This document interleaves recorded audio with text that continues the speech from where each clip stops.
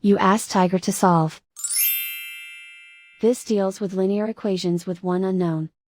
The final result is x equals 39. Let's solve it step by step. Group all x terms on the left side of the equation.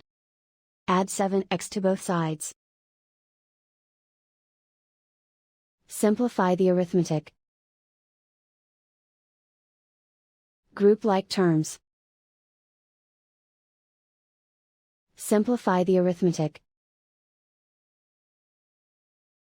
Isolate the x.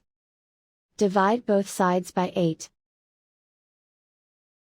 Simplify the fraction. Find the greatest common factor of the numerator and denominator. Factor out and cancel the greatest common factor. And so the final result is x equals 39.